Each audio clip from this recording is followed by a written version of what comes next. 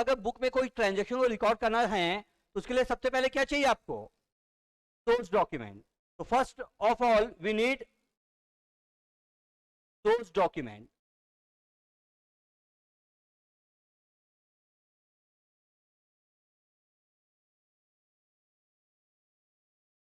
With the help of source document, we record the transaction in a book called, कौन से book में? Journal. सबसे पहले step क्या है? Journal. Primary book.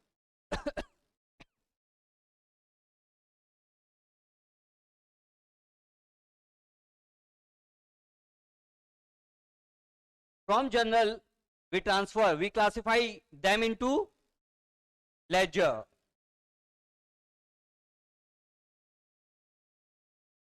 Principal book.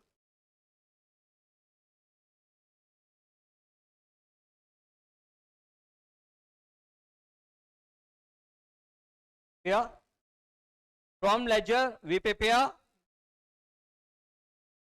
Laser के बाद मैंने आप लोग को कुछ स्टेटमेंट सिखाया था. क्या बनाते हैं लेजर को चेक करने के लिए?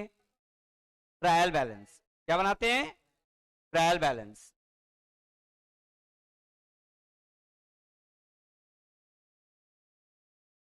तो अपन कह सकते हैं summary of laser.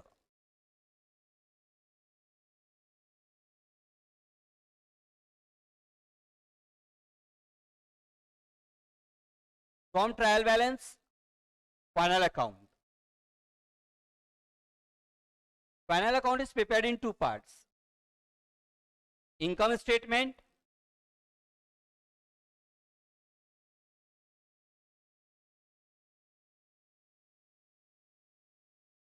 and balance sheet.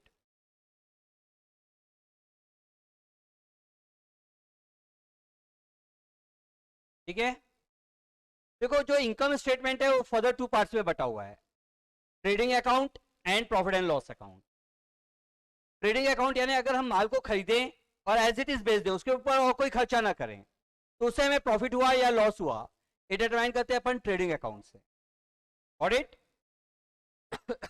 लेकिन बिजनेस में केवल माल खरीदना और बेचना बस तो होता नहीं है. There are various other activities like employees को सैलरी देना, बिल्डिंग का रेंट पे करना, बिजली बिल पे करना, ऐसे बहुत सारे अदर एक्टिविटीज इन्वॉल्व होते हैं.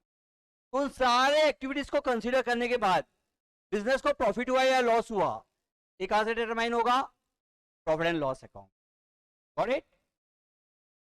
तो इनकम स्टेटमेंट हमें बताता है कि whether we are earning profit और वी आर सफरिंग लॉस. जबकि balance sheet it shows the financial position of the business. Balance sheet क्या शो करता है? बिजनेस के फाइनेंशियल पोजीशन, यानी कि आज के डेट पे हमारे पास कितने के एसेट्स हैं एंड कितने के लायबिलिटीज हैं, ये कौन शो करेगा अपन को? Balance sheet. Got it?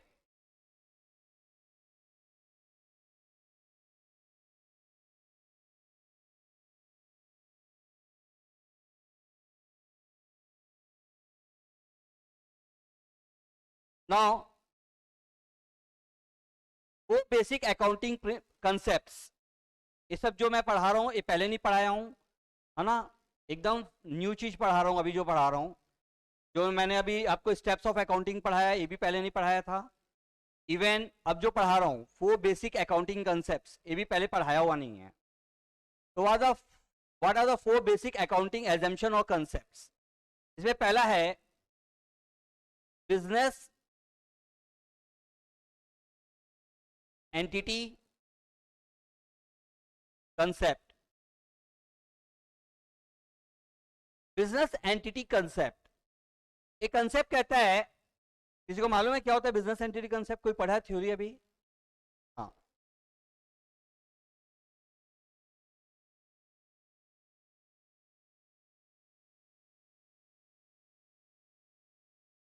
Main thing है, बिजनेस एंटिटी कंसेप्ट कहता है business and businessman both are distinct, दोनों अलग अलग है. We record all the transaction from the view point of business, not from the view point of businessman. हम जो भी ट्रांजेक्शन बुक्स में रिकॉर्ड करते हैं किसके हिसाब से करते हैं? बिजनेस के हिसाब से. बिजनेसमैन के हिसाब से कुछ भी रिकॉर्ड नहीं करते. That's why the personal transaction of the businessman are not recorded in the book of account. यही कारण है कि बिजनेसमैन के जो पर्सनल ट्रांजैक्शन है उसे बुक्स में रिकॉर्ड नहीं किया जाता. जैसे मम्मी घर के लिए सब्जी लेकर आई या घर का राशन लेकर आई, क्या पापा उसको रिकॉर्ड करते हैं खर्चे के रूप में? नहीं, उसको हम अकाउंटिंग में कंसीडर नहीं करते क्योंकि वो बिजनेस से related transaction. The amount contributed by the businessman, that is capital, is treated as, क्या मानते हैं उसको फर्म का हम? कैपिटल तो है, उसको मानते क्या है? एसेट्स लायबिलिटीज क्या मानते हैं? लायबिलिटी हमेशा क्रेडिट होता है. देखो कैपिटल हमेशा क्रेडिट होता है. क्यों? Because it is our liability. One day we have to pay that much amount to the owner. Business से मान के चलता है कि एक ना एक दिन मुझे इतना पैसा ओनर को देना है. तो कैपिटल क्या हुआ अपना? लायबिलिटी है. क्यों? Because of business entity concept, क्योंकि मालिक अलग है, हम अलग हैं. Got it?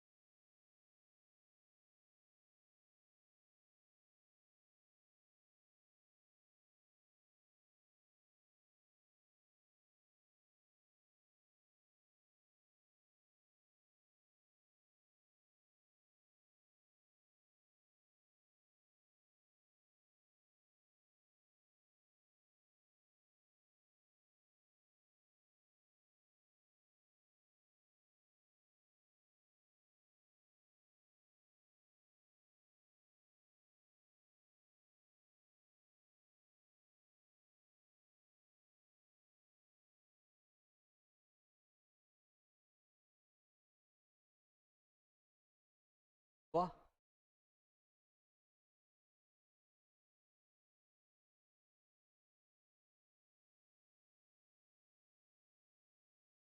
गॉड होगा नहीं. और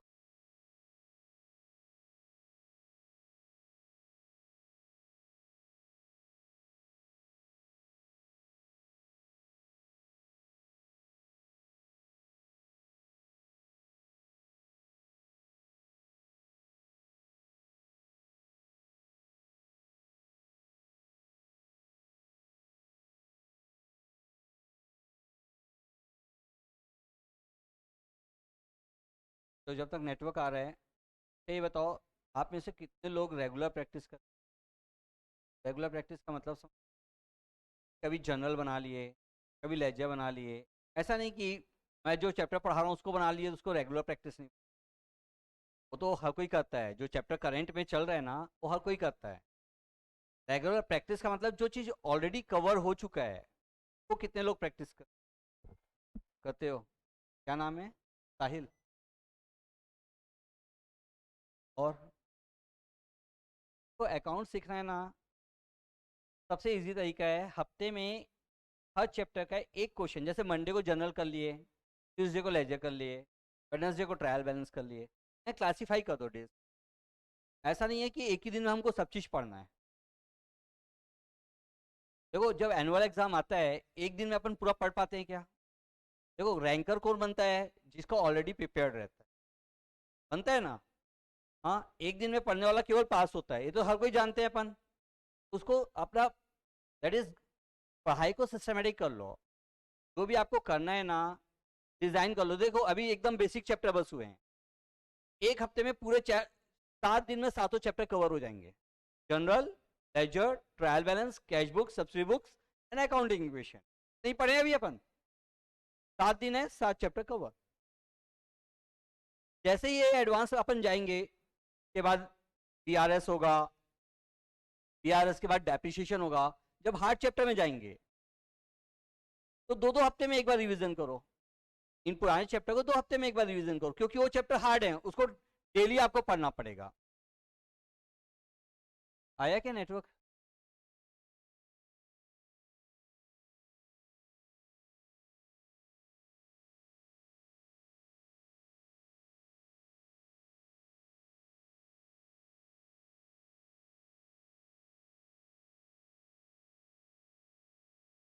अब केवल थर्सडे फ्राइडे सैटरडे रहेगा. और बैकअप रहेगा 6 से 7 मंडे ट्यूसडे वेडनेसडे।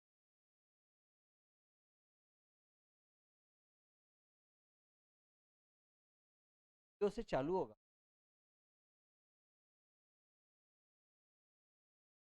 सब चीज़ कंप्लीट 100%।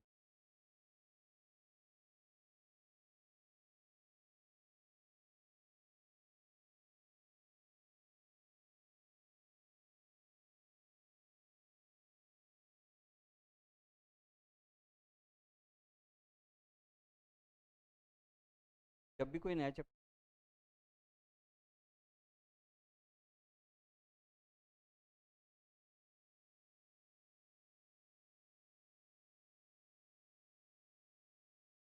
सबसे पहले समझ में आया कि करना क्या है। कभी भी कोई भी एक क्वेश्चन जिसमें आपको लगता है ना ज़्यादा से ज़्यादा कंटेंट्स अवेलेबल हैं, तो लेकर सॉल्व कर लो। ठीक है। जनरल बोले तो जनरल विद जीएसटी शामिल है उसमें, अलग से जीएसटी कोई चैप्टर नहीं है। लेजर बोले तो लेजर विद जीएसटी शामिल है उसमें। एक बार सिंपल लेजर कर रहे हो तो अगले हफ्ते जीएसटी वाला कर लो, दोनों कवर होते जाएगा। ठीक है। क्या हुआ नारायण? चेक कराना, नीचे से चेक कराना यार।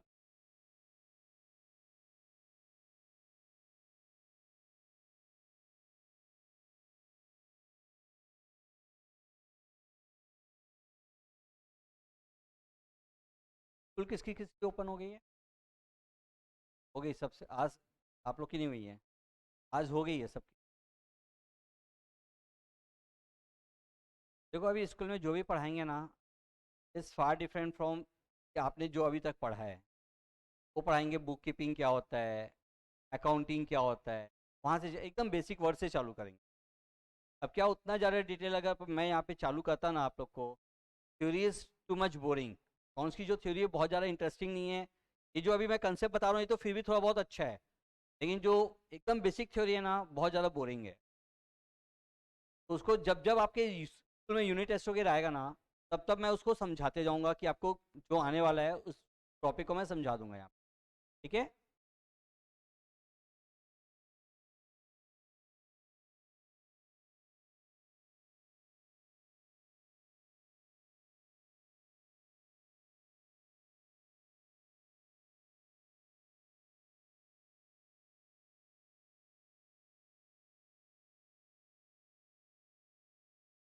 कौन सा रिफर कर रहे हैं स्कूल में? क्या होता है, व्हाट इज पीरियोडिसिटी कंसेप्ट? ये जानने के पहले अपन एक कंसेप्ट समझते हैं, going concern concept. Going concern concept. देखो गोइंग कंसर्न क्या होता है? कंसर्न यानी इंस्टीट्यूट, गोइंग यानी जो चलता रहेगा। In business we always assume that our the business is a going concern. हमें हमेशा मान के चलते हैं हमारा बिजनेस कैसा है, गोइंग कंसर्न है, जो निरंतर चलता रहेगा, जो बीच में या आने वाले समय में बंद नहीं होगा। अच्छा ऐसा मानने से क्या हो जाएगा, क्या बेनिफिट है? Transaction are classified in two parts. ऐसा मानने से ट्रांजेक्शन को दो पार्ट्स में डिवाइड कर दिया जाता है, रेवेन्यू और capital. What is revenue transaction, what is capital transaction? Revenue transaction क्या होता है और कैपिटल ट्रांजेक्शन क्या होता है? ऐसे ट्रांजेक्शन जो साल भर बार बार ऑकर होते हैं, they are called as revenue transaction, like salary, rent, purchase, sales, electricity bill, telephone bill, ये सब रेवेन्यू ट्रांजेक्शन है।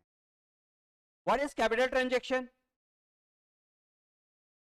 ऐसे ट्रांजेक्शन जिसके एक बार होने के बाद हमें आने वाले कई साल तक उसका फायदा मिलता है, they are called as capital transaction.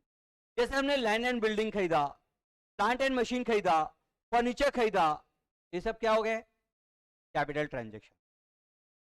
तो कौन से ट्रांजेक्शन का बेनिफिट केवल उसी साल मिलेगा और कौन से ट्रांजेक्शन का बेनिफिट आने वाले कई साल तक मिलेगा, ये किससे क्लासिफाइड होता है? गोइंग कंसर्न कंसेप्ट के कारण। मान लो अगर बिजनेस गोइंग कंसर्न नहीं होता, यानी नियर फ्यूचर में कभी भी बंद हो जाएगा, तो कैपिटल और रेवेन्यू में क्लासिफाई करने का कोई फायदा है क्या? क्यों फायदा नहीं है?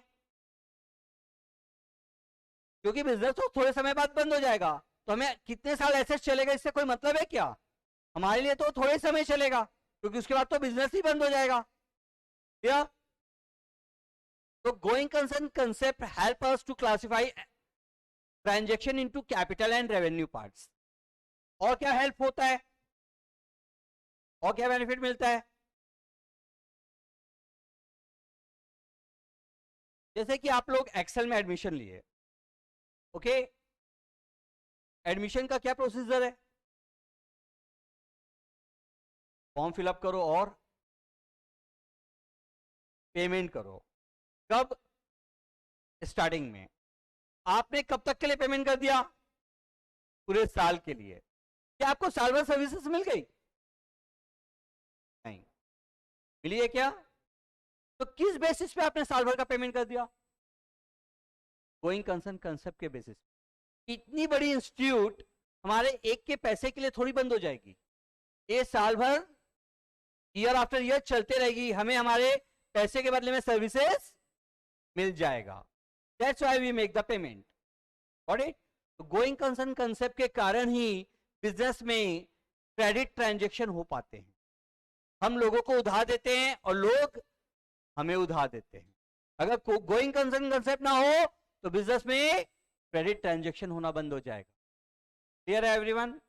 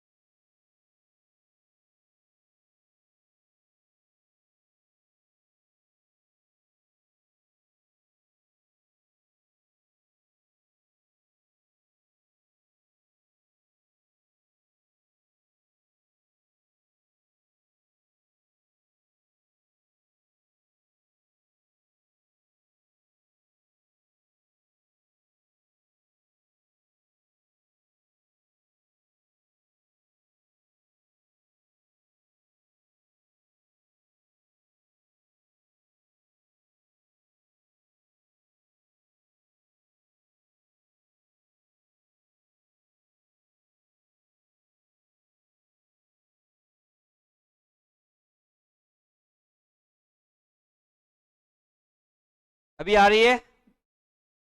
हाँ, ओके। तो देखो, बिजनेस क्या होता है? Any legal work which is carried to earn profit. Profession क्या होता है?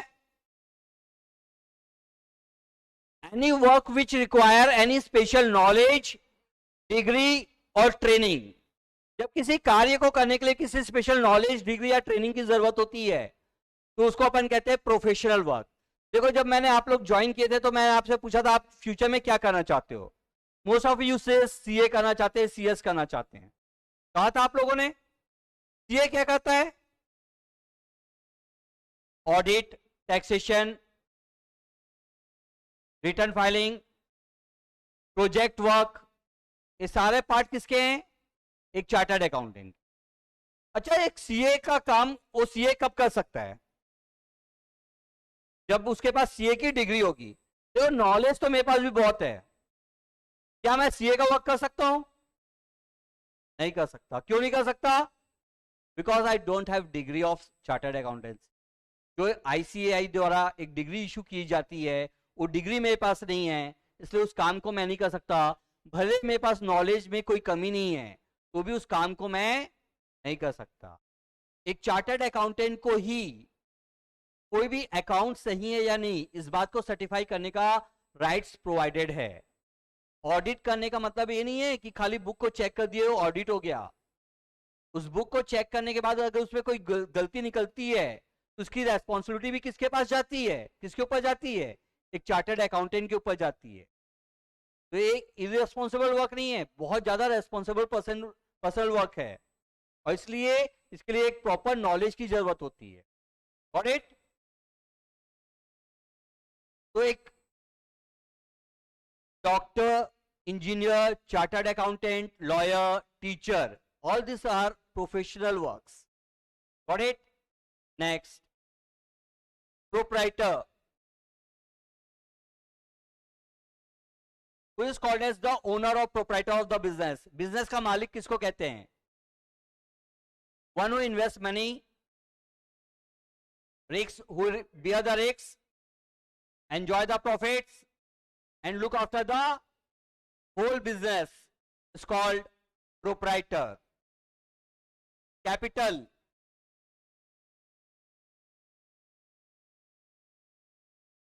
Anything invested by the owner of the business. Business के मालिक के द्वारा कोई भी चीज जो बिजनेस में लगाया जाता है, that is called as capital.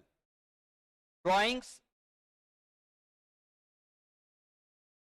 Anything withdrawn by the proprietor for his personal consumption और household purpose is called drawings.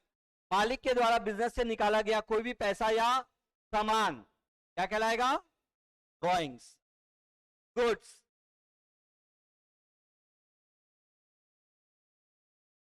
जल्दी बोलो, what is goods? Anything in which business deal, जिसका हम खरीदना और बेचना दोनों काम करते हैं।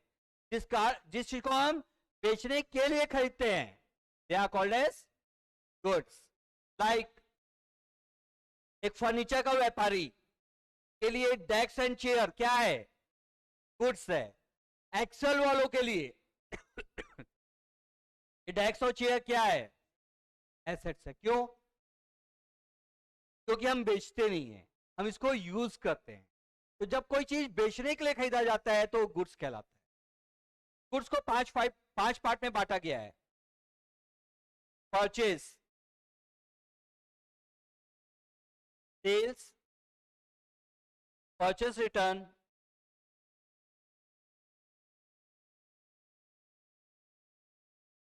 Sales return,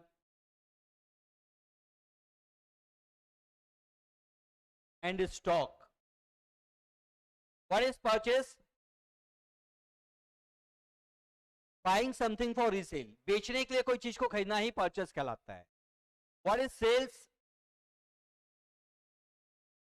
transfer of goods to earn profit, transfer of goods that we buy to earn profit. Purchase return,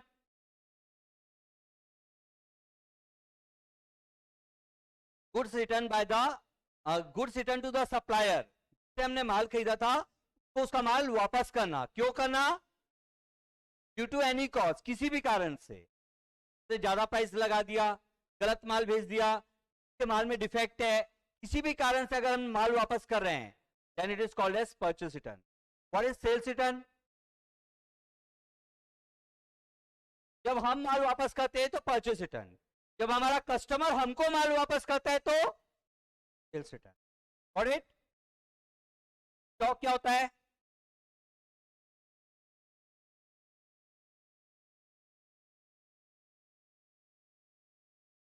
क्या होता है?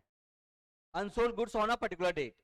आज के डेट पे हमारी दुकान में जो भी माल पड़ा हुआ है, जो अभी तक बिका नहीं है, they all are today's stock, आज का स्टॉक है. कल अगर जाएंगे तो क्या वो स्टॉक सेम रहेगा क्या? कल जब आप जाएंगे तो उस समय तक जो भी ट्रांजेक्शन हुआ है, तो या तो स्टॉक बढ़ गया होगा या कम हो गया होगा, यानी वो स्टॉक सेम रहने वाला नहीं है. ठीक है. What is stock? The unsold goods on a particular date is called stock. Stock को दो पार्ट्स में बांटा गया है. कौन कौन सा? Opening and closing. Closing stock क्या होता है?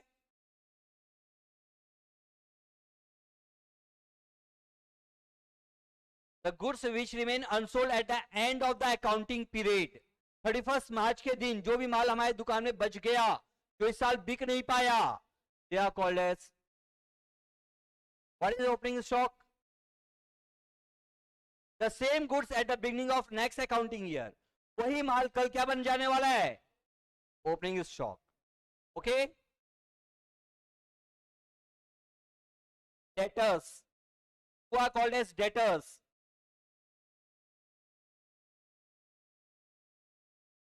The person to whom we sold goods on credit are our debtors. That is, from whom we have to receive money. जिससे हमें पैसा लेना है वो हमारे debtors. Creditors, the person from whom we purchase goods on credit. जिससे हमने उधार में माल खरीदा है, that is to whom we have to pay money. हमें पैसा देना है, are our creditors.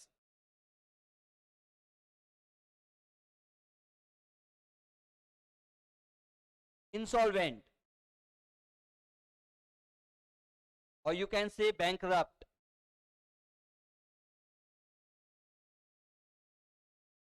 Who are called as insolvent or bankrupt?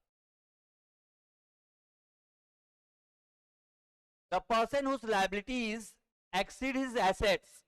जब किसी इंसान की उधारी के संपत्तियों से ज्यादा हो जाती है, यानी कि वो अपना घर बार बेच के भी अपने उधार को पे करने के पोजीशन में नहीं होता, तो ऐसे पर्सन को हम क्या कहते हैं? Insolvent. Bad debts,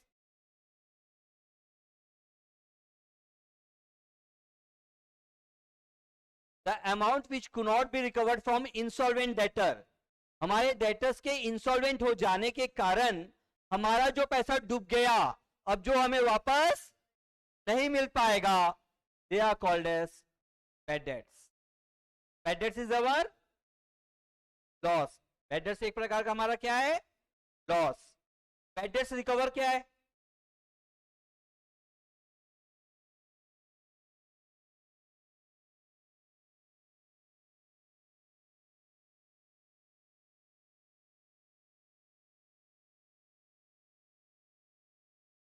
The amount which is written off as bad debts previously when recovered later on. जो पैसा पहले बैड डेट्स मान लिया गया था, बाद में अगर वही पैसा वापस मिल जाए, अगर डूबा हुआ पैसा वापस मिल जाए, तो बैड डेट्स रिकवर कहलाता है. Bad debts is our loss, that's why bad debts recover is our income. Got it? Next,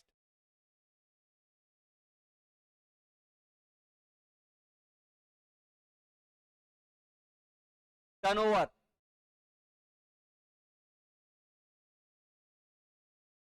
the total sales during an accounting period. 12 महीने का जो पीरियड होता है अकाउंटिंग पीरियड, उसमें जितने रुपए का माल हम बेचेंगे, they are called as turnover. Live stock,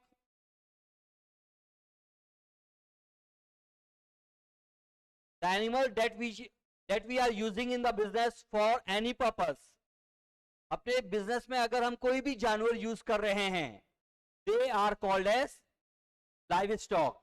जैसे अपन ने एक एग्जांपल पढ़ा था, हमने 2 घोड़े खरीदे थे और एक कार्ट खरीदा था, तो उन घोड़ों को हम हॉर्सेस नहीं लिखते, क्या लिखते हैं? लाइव स्टॉक लिखते हैं। Got it? Transaction, what is transaction? any business dealing which are valued in terms of money। Business का ऐसा कोई भी लेन देन जिसको हम मनी के टर्म्स में मेजर कर सकते हैं, they are called as transaction. For example, this marker cost 20 rupees, this mobile cost 12,000 rupees, this system cost 1,000 rupees. किसी भी चीज की कीमत जब आप पैसे में बता सकते हो, की कीमत आप पैसे में बता सकते हो, वही आपका ट्रांजैक्शन है। की कीमत आप पैसे में नहीं बता सकते, वो आपका ट्रांजैक्शन। तो ऐसा कोई चीज है बिजनेस में जिसका आप वैल्यू मनी में नहीं बता सकते? है, बिल बता सकते, बिल का प्रॉपर वैल्यूएशन, रेपुटेशन, वही हम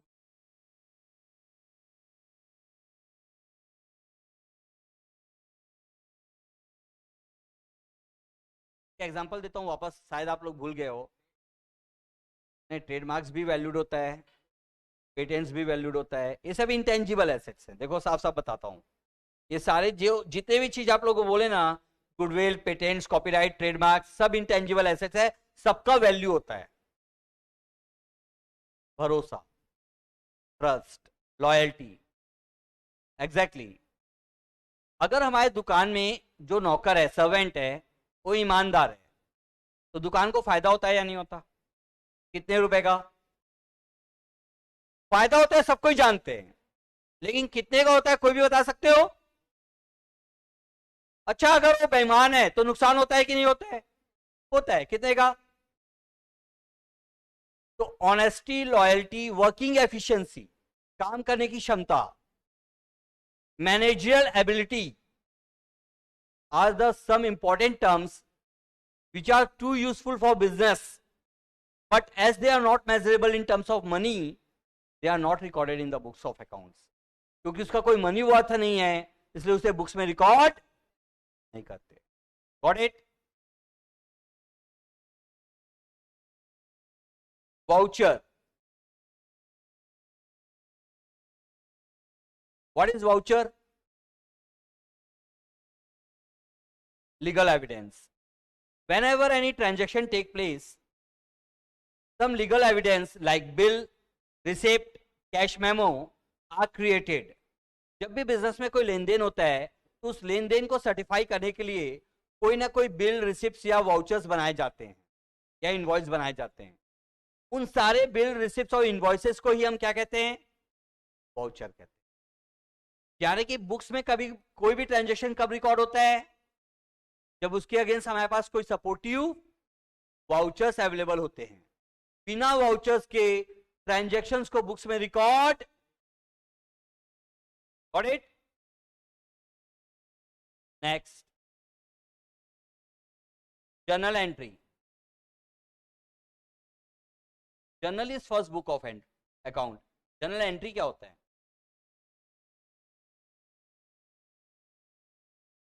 the form in which transactions are recorded. जिस तरीके से अपन ट्रांजेक्शन को रिकॉर्ड करते हैं, फॉर एग्जाम्पल सबको ही आप लोग पढ़ चुके हो, journal entry, cash account debited to capital. ये जो लिखने का तरीका है, इसी को अपन क्या बोलते हैं? Journal entry. जिस फॉर्म में ट्रांजेक्शन को रिकॉर्ड किया जाता है कि डेबिट पार्ट पहले लिखेंगे, क्रेडिट पार्ट बाद में लिखेंगे, डेबिट के साथ DR लिखा जाएगा, क्रेडिट के साथ टू लिखा जाएगा। ये जो सिस्टम है, इसको अपन क्या कहते हैं? Journal. Got it? Narration, what is narration? A short description about the journal entry, that is entry। Entry के बारे में जो एक शॉर्ट नोट लिखा जाता है कि ये एंट्री किस चीज की एंट्री है, उसी को हम क्या कहते हैं, narration.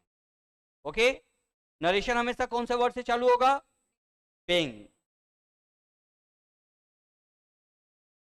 Discount, count classified into two parts, trade or cash. What is trade discount?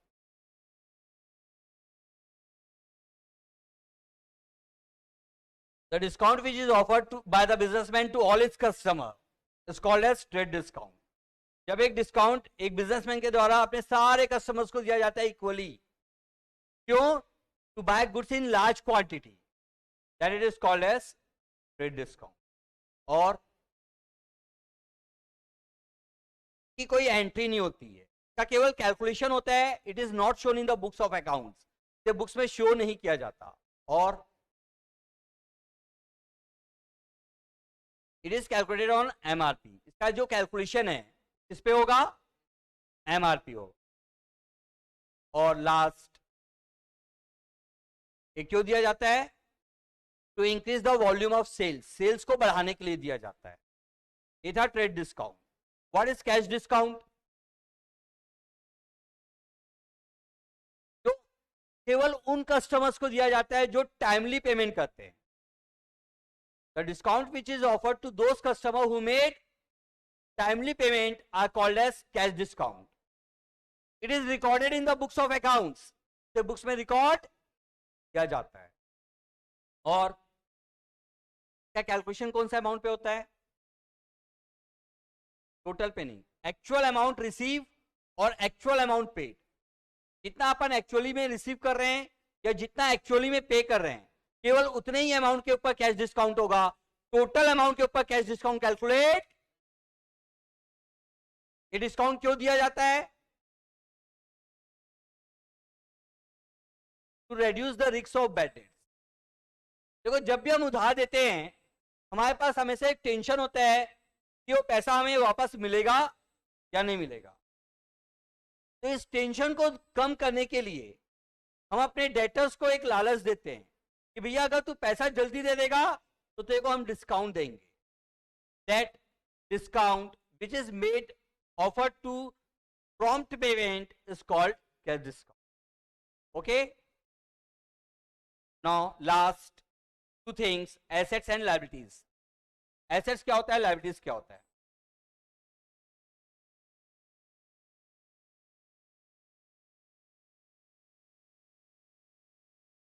What is assets,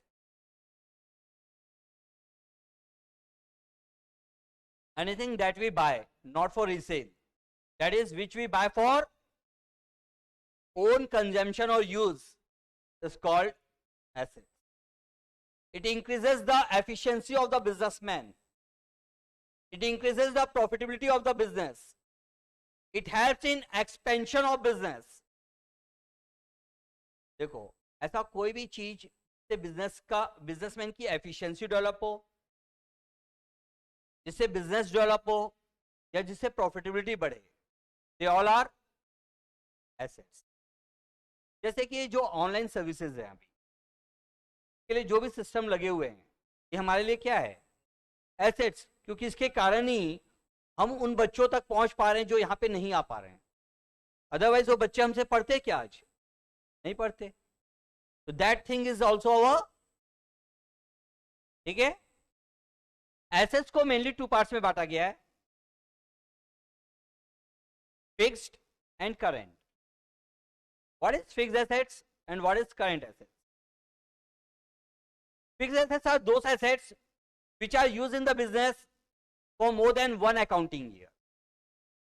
ऐसे assets जिसका यूज हम बिजनेस में एक साल से ज्यादा करते हैं, they are called as fixed assets. For example, land, building, plant, machine, goodwill, patents, copyrights, trademarks, etc. ये सारे क्या हैं? Second, current assets. What is current assets? Those assets which value fluctuate daily. ऐसे assets जिसकी value रोज change होती है, सुबह कुछ और शाम को कुछ और होती है, they are called as current assets.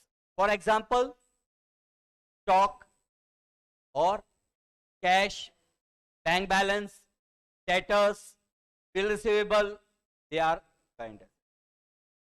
Fixed assets are further classified into two parts. Fixed assets को फिर से दो पार्ट्स में बांटा गया है. कौन कौन सा?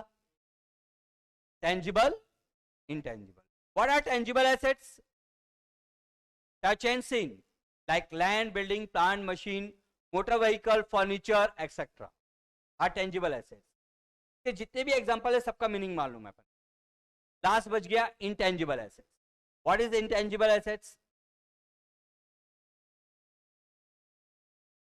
Which cannot be seen and touched, like goodwill, patents, copyrights, trademarks. Goodwill क्या होता है?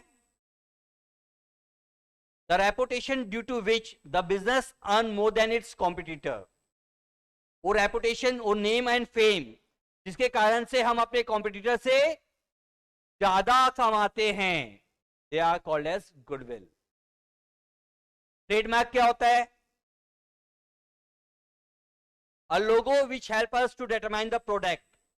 जैसे एप्पल का लोगो क्या है? एप्पल का लोगो क्या है? ईट एन एप्पल, है ना. आईफोन का लोगो क्या है? Eat an apple.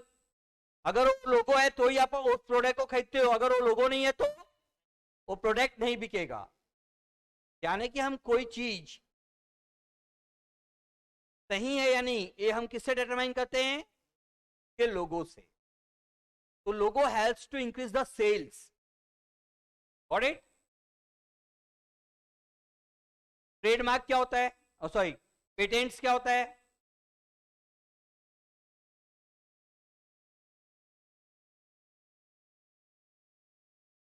पेटेंट्स, हाँ, उसी के नाम से और कोई बिजनेस नहीं कर सकता.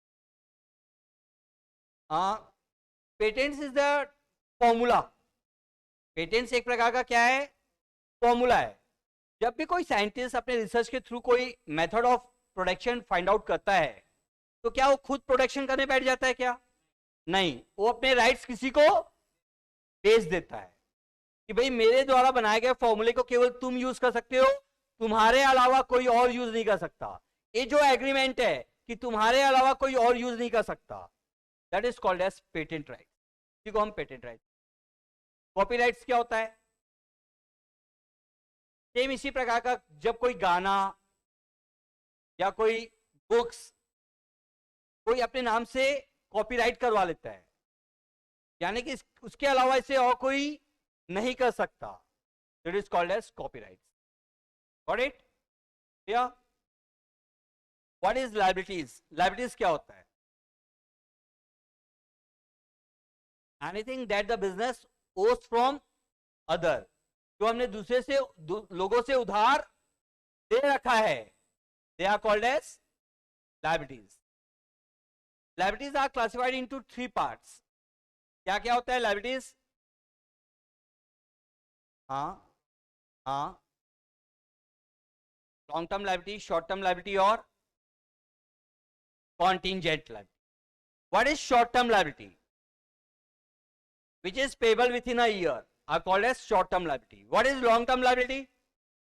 Which is payable after 1 year are called long term liability. What is contingent liability?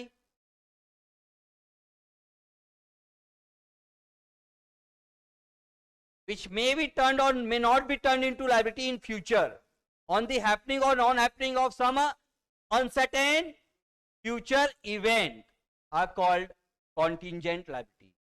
एक ऐसी लायबिलिटी जो आज हमारी लायबिलिटी नहीं है, लेकिन फ्यूचर में हमारी लायबिलिटी बन भी सकती है और नहीं भी बन सकती. ऐसे लायबिलिटी को हम क्या कहते हैं? Contingent liability. Got it? जो किसी ना किसी अनसर्टेन इवेंट्स के ऊपर डिपेंड करता है. क्लियर है? Next, golden rules. बोलो.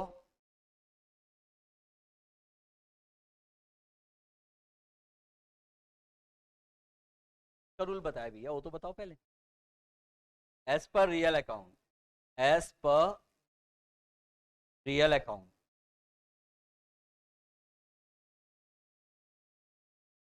रियल अकाउंट किसको रिकॉर्ड करता है?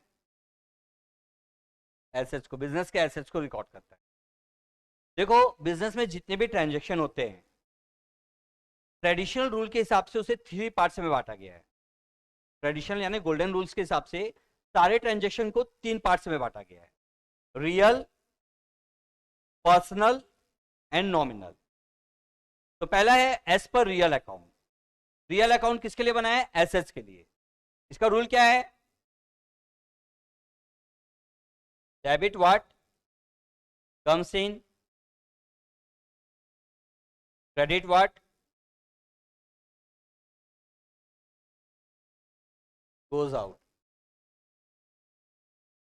बिजनेस में जो भी आ रहा है वो सब डेबिट होगा, बिजनेस से जो कुछ भी जा रहा है वो सब क्रेडिट होगा। ये किसका रूल है? रियल अकाउंट का। एज पर पर्सनल अकाउंट,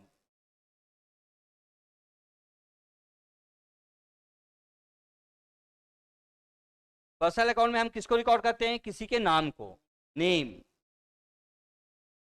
का रूल कहता है debit the receiver, credit the giver. As per nominal account,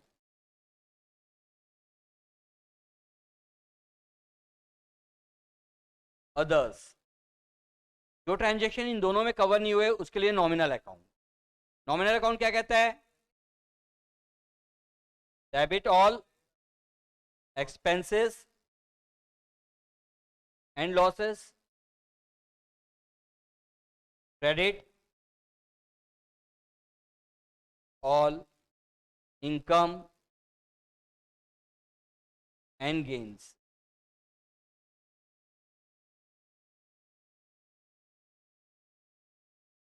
ठीक है, ये था आप लोगों का golden rules.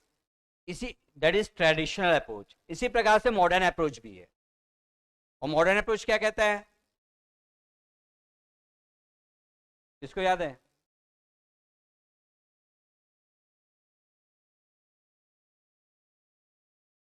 Yes, for assets. Modern approach, पहले तो modern approach.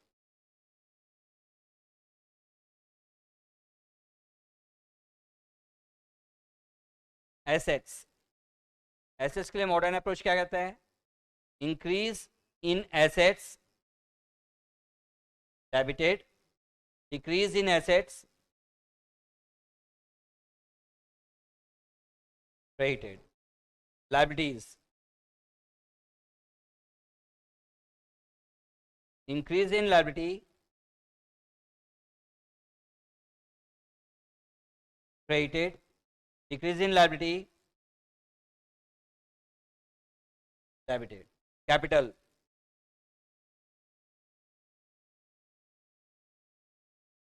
increase in capital,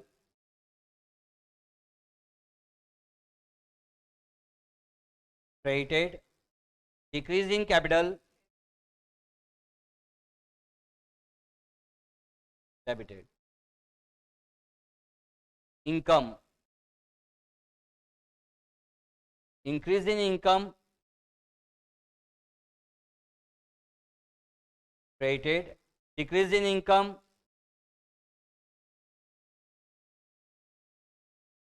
debited. Expenses,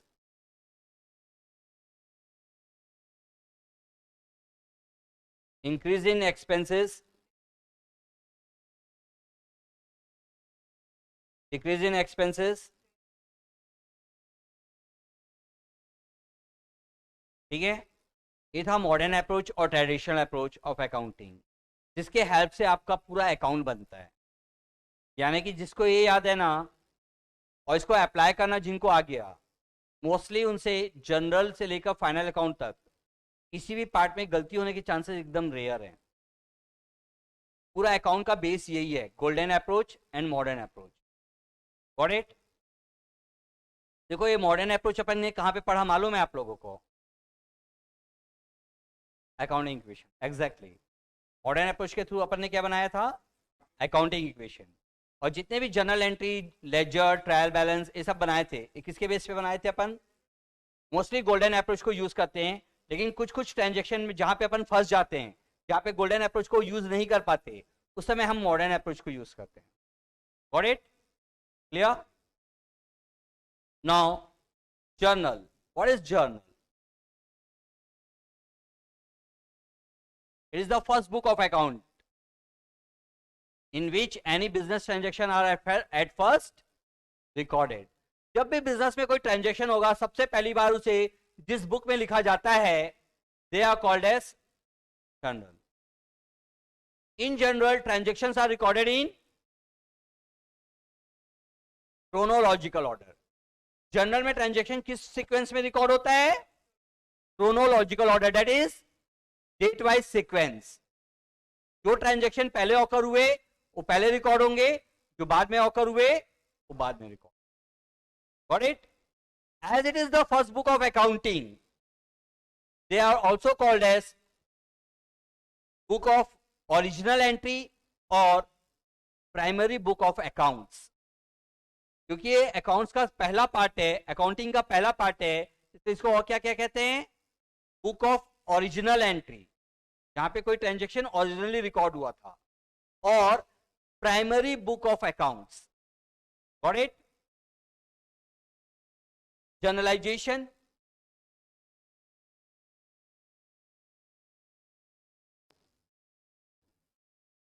generalisation क्या होता है? The process of recording transaction in journal is called journalisation. The process of recording transaction in journal, journal में transaction को record करना ही क्या कहलाता है? जनरलाइजेशन। जर्नल एंट्री, या the way in which transaction are recorded in journal is called journal entry.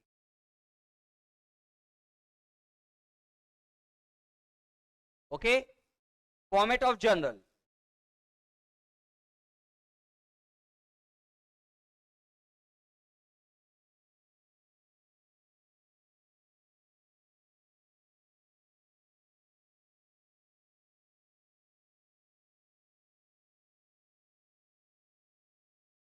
Format of journal. Journal is classified into 5 parts. Journal को total 5 parts में बांटा गया है। पहला date, that is the date of the transaction, जिस दिन लेन then हुआ। दूसरा पर्टिकुलर्स, पर्टिकुलर कॉलम्स में हम क्या लिखते हैं?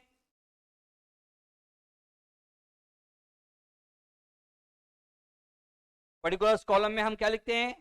The accounts which are affected by the transaction, the name of accounts which are affected by transaction. हर ट्रांजेक्शन में कम से कम कितने अकाउंट अफेक्ट होंगे? 2। तो कौन कौन से अकाउंट अफेक्ट हो रहे हैं उसका नाम हम कहां पे लिखेंगे? पर्टिकुलर्स कॉलम में। थर्ड है लेजर फोलियो। जर्नल के बाद जो बुक बनाया जाता है, that is called as ledger. तो इन जनरल के ट्रांजेक्शन को लेजर के किस पेज में ट्रांसफर किया जा रहा है, उसका पेज नंबर लिखते हैं अपन लेजर फोलियो। एक कॉलम जर्नल बनाते समय वैकेंट रहता है। जर्नल बनाते समय जर्नल फोलियो, लेजर फोलियो का कोई यूज नहीं है।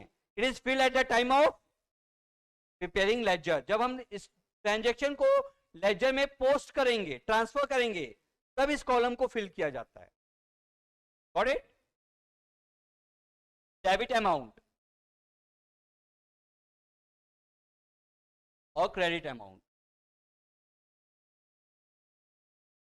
जो अकाउंट ट्रांजैक्शन में डेबिट हुआ उसका अमाउंट डेबिट कॉलम में, जो अकाउंट ट्रांजैक्शन में क्रेडिट हुआ उसका अमाउंट क्रेडिट कॉलम। ठीक है? The total of debit and the credit must be equal. इतने से कोई अकाउंट डेबिट हो रहा है, उतने से ही दूसरा अकाउंट क्रेडिट होगा, उसमें कभी भी कोई डिफरेंस। Got it? क्लियर है?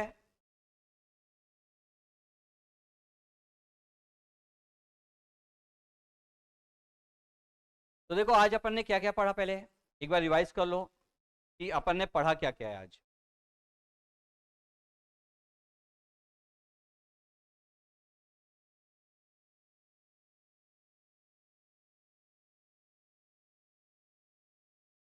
देखो एज ए स्टूडेंट तो परमिट है कि आप ऊपर नीचे लिख सकते हो, लेकिन इन बिजनेस नहीं कर सकते। प्रैक्टिकल लाइफ में वो चीज़ पॉसिबल नहीं है। हाँ, that's what I am telling. ये वो तो क्या, आप डेट डालते हो, डेट के हिसाब से टीचर चेक कर देता है, मोस्टली नंबर मिल जाता है। लेकिन अगर प्रैक्टिकल लाइफ की बात करें अपन, तो प्रैक्टिकल में ये चीज़ पॉसिबल नहीं है।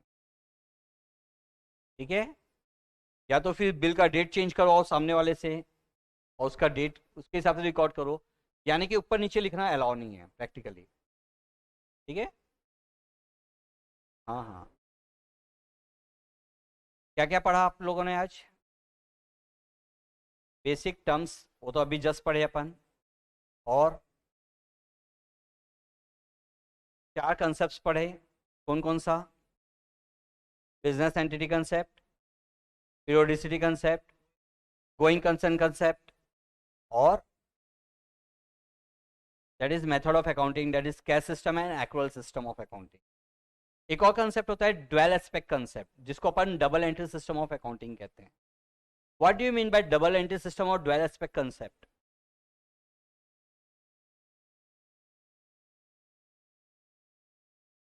As per this concept, every transaction will affect at least 2 account. जब भी बिजनेस में कोई ट्रांजेक्शन होगा, तो as per double entry system of accounting वो कम से कम 2 अकाउंट को अफेक्ट करेगा।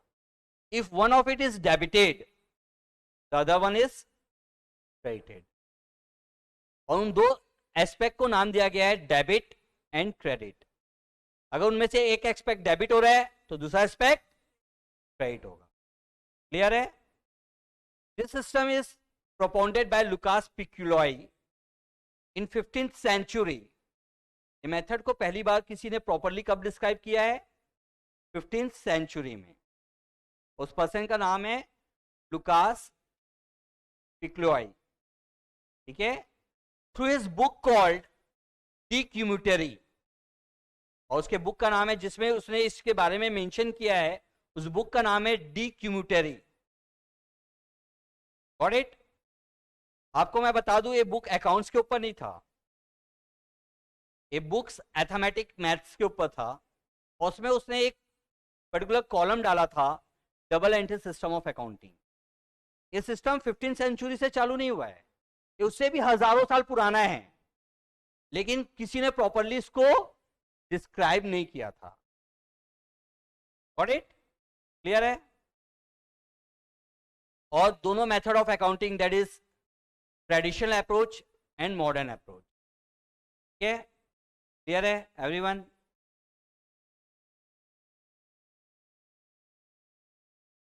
देखो प्रैक्टिकल मैं कल से ही चालू करूंगा, अभी स्टार्ट नहीं करवा रहा हूँ प्रैक्टिकल, है ना। 10-15 मिनट का आप लोग को ब्रेक मिल जाएगा इसी बहाने।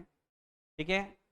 जिनका इकोनॉमिक्स है, ऑनलाइन जो अटेंड कर रहे हैं, वो इकोनॉमिक्स इसी लिंक के थ्रू अटेंड कर सकते हैं, उन्हें क्लास छोड़ने की ज़रूरत नहीं है। 15 मिनट बाद इकोनॉमिक्स क्लास रहेगा। और जिनका इकोनॉमिक्स नहीं है और अगर प्रेजेंट आए हैं फिजिकली, वो लोग अभी लीव कर सकते हैं। ठीक है। या फिर अभी तक जितने भी चैप्टर अपन पढ़े हैं उसमें किसी को कोई डाउट है तो अभी पूछ भी सकते हो। ठीक है। चलिए।